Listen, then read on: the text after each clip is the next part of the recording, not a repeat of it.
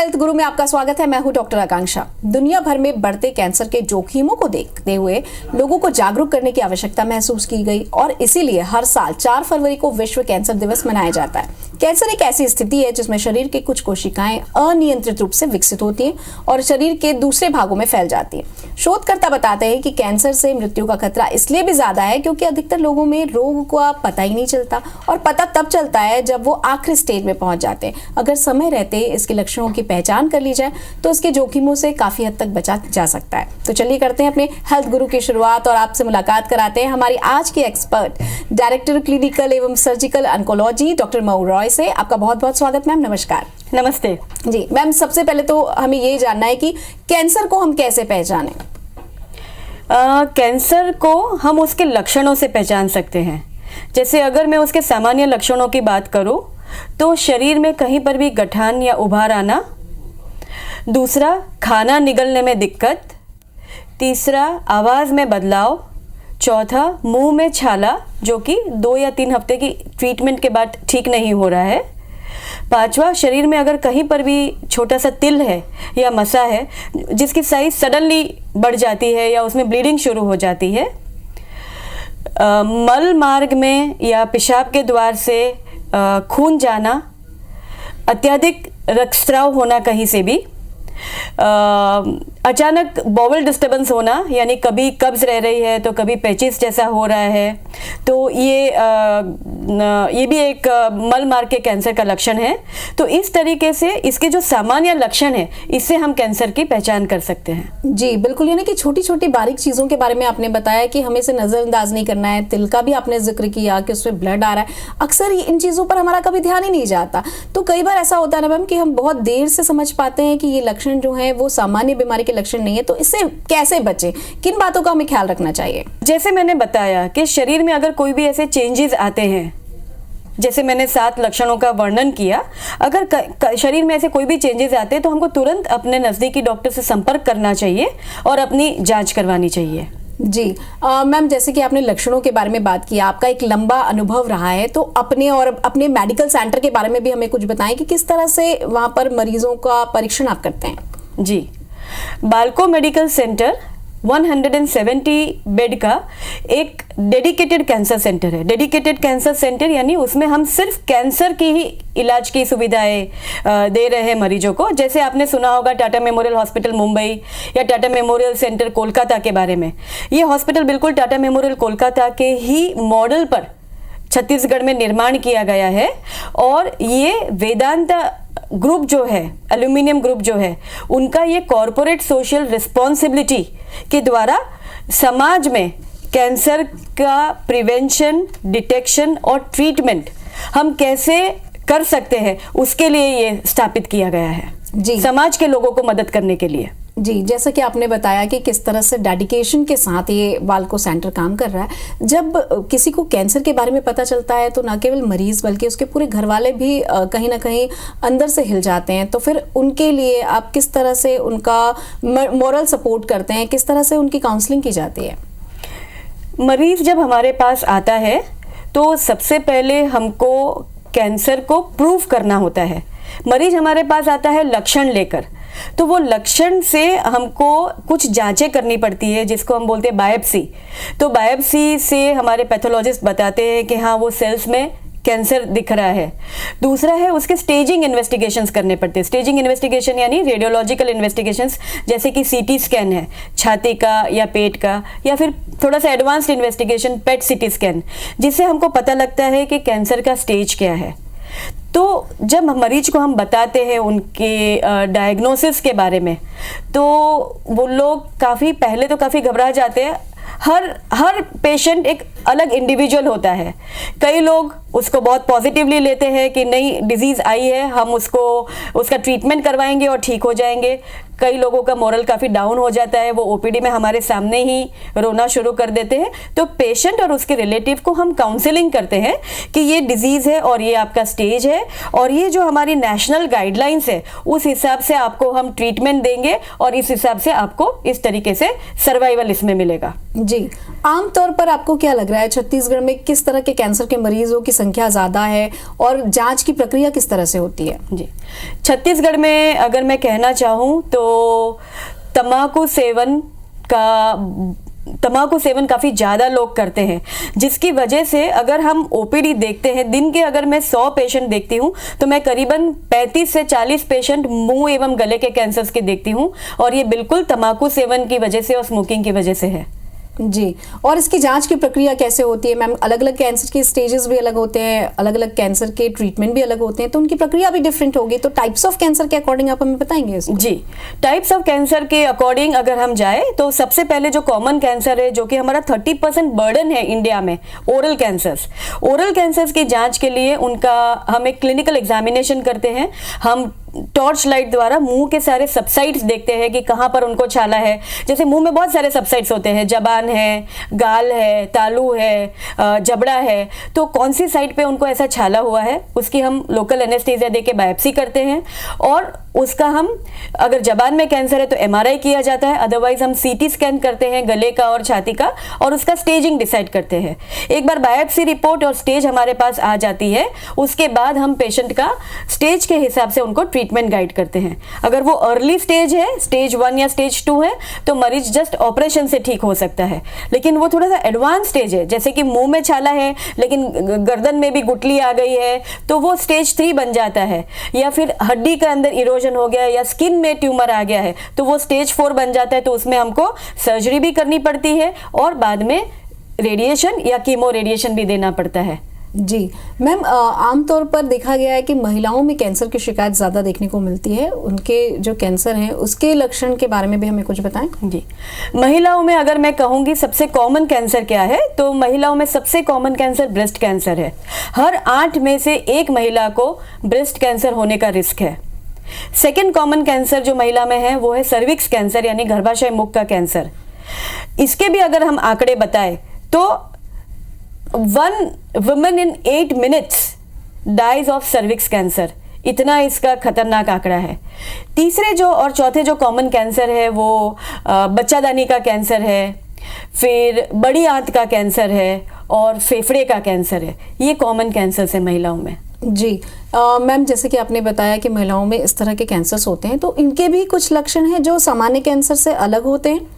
जी, स्तन के कैंसर के अगर मैं लक्षण की बात कहूँ तो एक महिला खुद ही अपने स्तन की रेगुलर जांच करके, जिसको हम सेल्फ ब्रेस्ट एग्जामिनेशन कहते हैं, महीने में एक बार हर महिला को एक मासिक धर्म के 7 दिन बाद अपने स्तन की जांच खुद अपने हाथों से करनी चाहिए, और उससे और मिरर में अपने आप को देखना चाहिए, जिससे उनको पता चलेगा कि स्तन की त्वचा में अगर कोई चेंजेस है, या निप्पल अंदर रिट्रैक्ट हो गया है, अंदर धंस गया है, या निप्पल से कोई डिस्चार्ज आ रहा है, बगल में गुठली है, या स्तन में कोई गांठ या उभार आया है। तो इस तरीके के अगर लक्षण दिखते हैं तो उनको जरूर अपने नज़दीकी डॉक्टर से संपर्क करना चाहिए या कैंसर हॉस्पिटल जाके अपनी जांच करवानी चाहिए। जी मैम, कैंसर के इलाज में जो अर्ली डिटेक्शन है वो कितना इम्पोर्टेंट होता है? कैंसर के लिए एक स्लोगन है, cancer is curable if detected early. Early detection बहुत महत्वपूर्ण है। जैसे कि मैंने आपको बताया कि अगर बीमारी, ओरल कैंसर इंडिया का सबसे कॉमन कैंसर है, अगर ये ओरल कैंसर हम 4 सेंटीमीटर से छोटा डायग्नोस करते हैं, अगर गले में गुठली नहीं है, अगर स्किन नॉर्मल है, अगर जबड़े की हड्डी के अंदर नहीं गया है, तो ये अर्ली कैंसर है। और ये जस्ट एक ट्रीटमेंट मोडालिटी से, यानी आइदर सर्जरी या रेडिएशन से वो बिल्कुल ठीक हो सकता है, और उसमें हमको सर्वाइवल यानी जो लाइफ स्पैन है पेशेंट के इलाज के बाद वो भी अच्छा मिलता है। सेम कैंसर जब थोड़ा सा स्टेज उसका बढ़ जाता है, जैसे कि गले में गुठली आ गई, मुंह में छाला है लेकिन गले में गुठली आ गई है, या स्किन इन्वॉल्व हो गई है, या हड्डी में चला गया है, तो फिर वो स्टेज 3 स्टेज 4 बन जाता है। और इन पेशेंट को सिर्फ एक इलाज से हम उनको अच्छा सर्वाइवल नहीं दे सकते, उनको 2 ट्रीटमेंट करने की जरूरत होती है। ऑपरेशन भी करना पड़ेगा, कीमो रेडिएशन भी करना पड़ेगा। तो ऑपरेशन और कीमो रेडिएशन, जब हम 2 ट्रीटमेंट कंबाइन करते हैं तो थोड़ी बहुत उसकी टॉक्सिसिटी भी ज़्यादा झेलनी पड़ती है, ट्रीटमेंट भी कॉस्ट भी मरीज की बढ़ जाती है और पेशेंट का सर्वाइवल भी ड्रॉप हो जाता है, क्योंकि पेशेंट का जो सर्वाइवल है वो एक डायरेक्ट फंक्शन है। वो जितना लंबा जीते हैं, डिजीज फ्री होके जीते हैं, वो डायरेक्ट फंक्शन है उसके स्टेज का। तो कैंसर का stage is directly indicates the disease free survival of the patient। जी, यानी कि ये बहुत ज़रूरी है कि हम अर्ली स्टेज पे ही उसे डिटेक्ट कर लें तो उसकी जो क्योर करने की जो क्षमता है वो थोड़ी ज़्यादा बढ़ सकती है। मैम, अब ये जानना है कि ये जो हम वर्ल्ड कैंसर डे मनाते हैं ना, इसका क्या महत्व है, क्यों इसे सेलिब्रेट किया जाता है? जी, वर्ल्ड कैंसर डे इसीलिए सेलिब्रेट किया जाता है कि हमको सबको जागरूक करना है। ये एक जागरूकता अभियान की तरीके से सेलिब्रेट किया जाता है कि हर व्यक्ति उसके लक्षणों से जागरूक रहे, उसके लिए जो प्रिवेंशन, उसकी रोकथाम के लिए जो प्रिवेंशन स्ट्रेटेजीज है उसकी जागरूकता हो, उसके डिटेक्शन के लिए क्या किया जाता है उसकी जागरूकता हो, और उसकी ट्रीटमेंट की क्या फैसिलिटीज अवेलेबल है और क्या ट्रीटमेंट मरीज ले सकते हैं उसके बारे में जागरूक हो। तो प्रिवेंशन, डिटेक्शन एंड ट्रीटमेंट की जागरूकता फैलाने के लिए वर्ल्ड कैंसर डे सेलिब्रेट किया जाता है। जी बिल्कुल, और ये हमारा भी प्रयास है कि हम ये हमारे दर्शकों तक पहुंचा सकें कि वर्ल्ड कैंसर डे पर वो ये समझ लें कि कैंसर जो है वो क्यूरेबल है और आप यदि उसे अर्ली स्टेज पर ट्रीट कर लेते हैं तो आप निश्चित रूप से एक लंबी अवधि तक जी सकते हैं। मैम, अगला सवाल ये है आपसे कि जब हम कैंसर पर बात कर रहे हैं तो कैंसर में कहीं ना कहीं भूमिका जीवन शैली की भी होती है, खान पान की भी होती है। ऐसा कहा जाता है कि प्लास्टिक के डब्बे से खाना ना खाएं, उसमें अगर गर्म पदार्थ रख दिए जाते हैं तो उससे भी कैंसर होता है।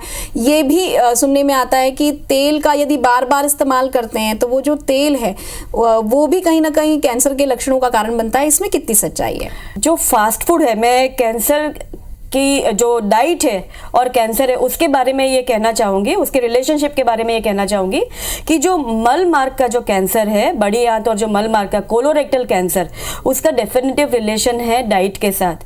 क्योंकि आजकल हम बहुत प्रोसेस्ड फूड की तरफ चले गए हैं, तो प्रोसेस्ड फूड खाने की वजह से वो लो फाइबर डाइट रहती है, उसकी वजह से कॉन्स्टिपेशन की टेंडेंसी बढ़ती है। कॉन्स्टिपेशन की टेंडेंसी बढ़ने की वजह से कोलोरेक्टल कैंसर का इंसिडेंस बढ़ सकता है। तो एक तो ये है कि हमको हाई फाइबर डाइट खानी चाहिए। हाई फाइबर डाइट यानी ज़्यादा फ्रूट्स और वेजिटेबल्स हमको डाइट में शामिल करना चाहिए, और प्रोसेस्ड फूड्स और मीट हमको कम कर देना चाहिए डाइट में।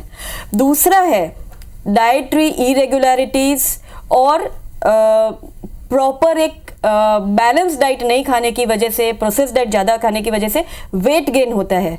अगर मैं कहूँ ओबेसिटी बहुत सारे कैंसर का कारक है, जैसे कि जो मोटापा है वो महिलाओं में ब्रेस्ट कैंसर का कारक है, बच्चेदानी का कैंसर का कारक है, और इवन अंडाशय के कैंसर का भी कारक है।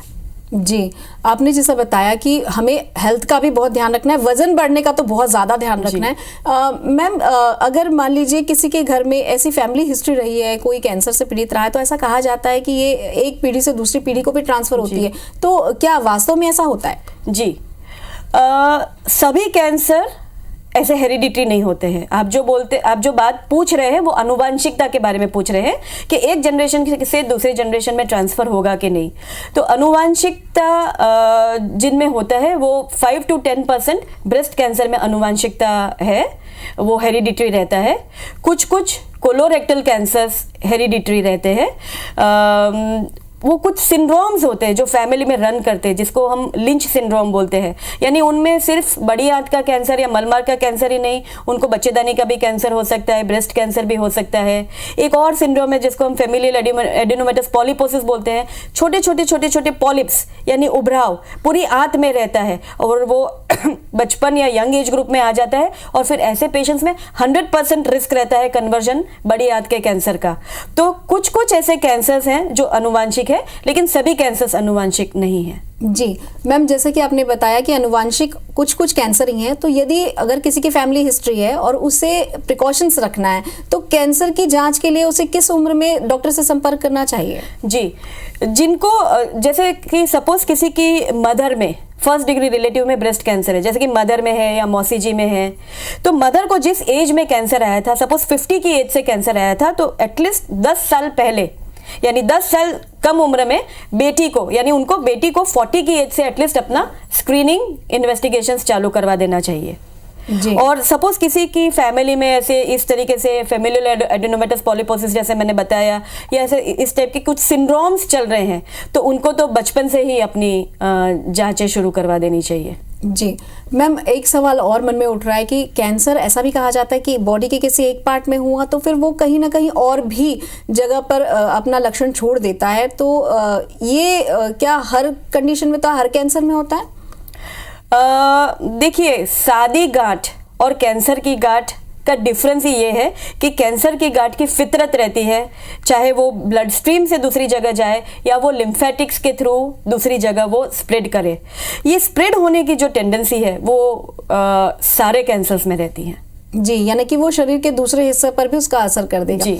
आमतौर पर देखा गया है, पहले तो काफ़ी डर था कि ये तो क्यूरेबल नहीं है, लेकिन अब तो काफ़ी टेक्नोलॉजी और टेक्निकली साउंड होने के साथ साथ हम मेडिकली भी साउंड हो चुके हैं, तो कैंसर का ट्रीटमेंट भी हो जाता है। लेकिन आमतौर पर ये देखा गया है कि कैंसर की जो पहचान होती है वो फर्स्ट और सेकेंड स्टेज में बहुत कम होती है, तो थर्ड और फोर्थ स्टेज में यदि हमने कैंसर को पकड़ा है तो क्या उसमें भी वो पूरी तरह से क्यूरेबल होता है? कुछ कुछ कैंसर्स हम अच्छा क्योर दे सकते हैं। आजकल जो नई ट्रीटमेंट, जैसे ब्रेस्ट कैंसर है, उसमें हम बहुत अच्छी तरह से पेशेंट को ट्रीट कर सकते हैं। उसके कुछ कुछ हम फैक्टर्स स्टडी करते हैं। अगर वो फैक्टर्स जैसे हार्मोन रिसेप्टर पॉजिटिविटी है या HER2 रिसेप्टर पॉजिटिविटी, तो उसके लिए बहुत अच्छी ट्रीटमेंट्स हैं जिससे हम स्टेज 3 कैंसर में, स्टेज 4 कैंसर में भी पेशेंट को लंबा सर्वाइवल दे सकते हैं। लेकिन ये सारे कैंसर्स में संभव नहीं है। जी मैम, बालको मेडिकल सेंटर की यदि हम बात करें तो वहाँ की फैसिलिटीज़ के बारे में बताएं हमें कि किस तरह से कैंसर के पेशेंट को वहाँ पर ट्रीट किया जाता है। जी, जैसे मैंने आपको पहले ही बताया, Balco medical centre 170 bedded dedicated cancer institute है।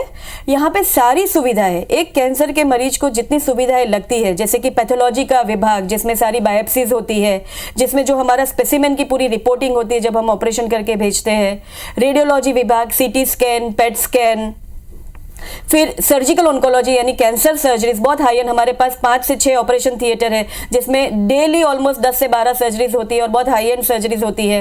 रेडिएशन ऑन्कोलॉजी यानी सिकाई का विभाग, कीमोथेरेपी, इम्यूनोथेरेपी और टारगेटेड थेरेपी देने के लिए एक डेडिकेटेड मेडिकल ऑन्कोलॉजी विभाग। तो इस तरीके से पेन एंड पैलिएटिव केयर का विभाग, जब मरीज की बीमारी काफ़ी आगे बढ़ चुकी होती है, हमारे पास जब एडवांस स्टेज में आते हैं और पेन में रहते हैं, तो रिलेटिव्स के लिए भी वो बहुत मुश्किल हो जाता है उनको उस फेज में मैनेज करना, तो उसके लिए भी हमारे पास बहुत अच्छे डॉक्टर हैं उनके पेन मैनेजमेंट के लिए भी।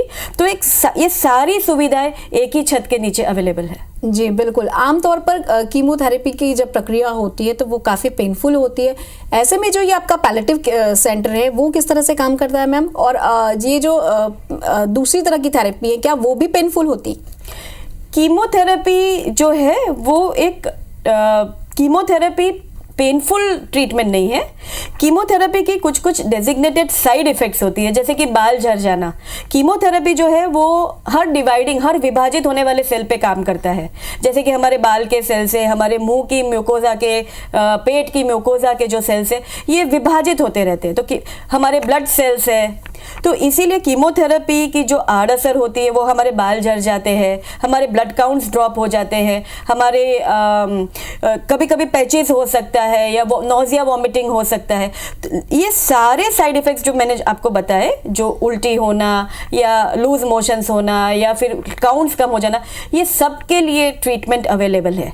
जी, एक ही ऑब्वियस साइड इफेक्ट है जो कि बाल झड़ जाता है, लेकिन बाल जब झड़ जाते हैं, ट्रीटमेंट कंप्लीट होती है, नेक्स्ट मंथ ऑनवर्ड्स ही बाल की ग्रोथ आ जाती है और बहुत पहले जैसे ही बाल हो जाते हैं, तो इसके लिए बिल्कुल चिंता करने की जरूरत नहीं है। जी, निश्चित रूप से कि जब हम फिजिकली बहुत ज़्यादा टायर्ड होते हैं या बीमार होते हैं तो हमारा मन जो है वो भी कहीं ना कहीं डिमोरलाइज तो होता ही है, और जब इस तरह के ट्रीटमेंट होते हैं तो ऐसे समय में केयर की बहुत ज़्यादा ज़रूरत होती है। तो जो आपका पैलेटिव केयर है जो स्पेशली बालकों का काफ़ी फेमस है, तो ये पैलेटिव केयर में कितने मेंबर रहते हैं और क्या घर वालों के लिए अलग से कुछ सेशंस होते हैं और मरीज के लिए अलग सेशन होते हैं या साथ में कोई सेशंस किए जाते हैं? हम उनको साथ में सेशन करते हैं, उनको काउंसिलिंग की जाती है। बेसिकली पैलिएटिव केयर यानी एंड ऑफ लाइफ केयर होती है वो, हम जानते हैं पेशेंट की बीमारी उतनी बढ़ चुकी है, उन्होंने जितनी ट्रीटमेंट मोडालिटीज, सपोज उन्होंने ट्रीटमेंट ली हुई है तो ट्रीटमेंट मोडालिटीज अब हमारे पास और एडिशनल नहीं है कि हम उनको हेल्प कर पाए, या उनकी हेल्थ उतनी अच्छी नहीं है, उनका परफॉर्मेंस स्टेटस उतना अच्छा नहीं है कि वो उसको झेल पाए। तो ऐसे मरीज जिनकी बीमारी बढ़ चुकी है, जो पेन में रह रहे हैं, उनके लिए बहुत अच्छी काउंसलिंग सेशंस अवेलेबल रहते हैं, और उनकी एंड ऑफ लाइफ केयर के लिए जो जो सुविधाएं उनको देनी चाहिए वो सारी फैसिलिटीज वहां पर अवेलेबल है। जी, इवन जो नार्कोटिक ड्रग्स है, वो नार्कोटिक ड्रग्स का सप्लाई, जिससे पेन रिलीफ बहुत अच्छा रहे पेशेंट में, वो सब कुछ बालकों में अवेलेबल है। जी मैम, अब ये जानना है कि आमतौर पर जब फर्स्ट स्टेज पे कैंसर ट्रेस आउट होता है तो उसमें आपके अब तक के अनुभव में आपको क्या लगता है कि पहले की तुलना में आज जो है वो बहुत आसानी से ट्रीटमेंट हो जाता है? डेफिनेटली पहले की तुलना में आसानी से ट्रीटमेंट हो जाता है, और दूसरा है कि आजकल महिलाएं जागरूक काफ़ी हुई भी है। मैं डेफिनेटली ये कहना चाहूँगी कि इतने सारे जो जागरूकता अभियान चल रहे हैं, हम रेगुलरली कैंप्स करते हैं, हेल्थ टॉक करते हैं, ऐसे दूसरे कैंसर इंस्टीट्यूशंस भी ये सारी चीज़ें रेगुलर बेसिस पे करती है। प्रिंट मीडिया पर, इलेक्ट्रॉनिक मीडिया पर, ऐसे हम टीवी में भी इस तरीके से टॉक्स रख रहे हैं। तो ये जागरूकता फैल रही है लोगों में, और फैलने की वजह से हम काफ़ी अर्ली स्टेज में भी कैंसर, कई बार महिलाएं आती है हमारे पास 1 सेंटीमीटर 1.5 सेंटीमीटर की गठान लेकर, 1 सेंटीमीटर 1.5 सेंटीमीटर भी हम आजकल ब्रेस्ट कैंसर डायग्नोस कर पा रहे हैं, जो पहले कभी नहीं हो पाता था। जी मैम, और एक बहुत ही महत्वपूर्ण सवाल, ऐसा कहा जाता है कि कैंसर की कुछ वैक्सीन्स भी आ चुकी हैं और उसको लगा लेना चाहिए, लेकिन फिर भी लोगों में थोड़ी सी भ्रांतियां हैं कि अगर हम बीमार नहीं हैं तो हमें क्यों वैक्सीन कराना चाहिए। तो ये वैक्सीन कितना सिक्योर है और किस उम्र में कराना चाहिए? कैंसर के लिए वैक्सीन सिर्फ एक ही कैंसर के लिए अवेलेबल है, वो है गर्भाशय मुख का कैंसर। सर्विक्स कैंसर एक वायरस से होता है, हम सब जानते हैं, वायरस के लिए वैक्सीन अवेलेबल है। कोविड हुआ था, हमने कोविड-19 को झेला है, 2020 में वो आया, और 2022 तक कोविड-19 के लिए सबको वैक्सीन के अभियान द्वारा हमने सबको वैक्सीनेट किया था। इसी तरीके से हेपेटाइटिस बी एक वायरस से होने वाली बीमारी, तो उसके लिए वैक्सीन है। पोलियो के लिए वैक्सीन था, वो एक वायरस से होने वाली डिजीज थी। तो वैसे ही जो सर्विक्स कैंसर है, वो जो सेक्सुअली एक्टिव महिलाएं होती है, उनमें सेक्सुअल ट्रांसमिशन से ह्यूमन पैपिलोमा वायरस से इन्फेक्शन होता है।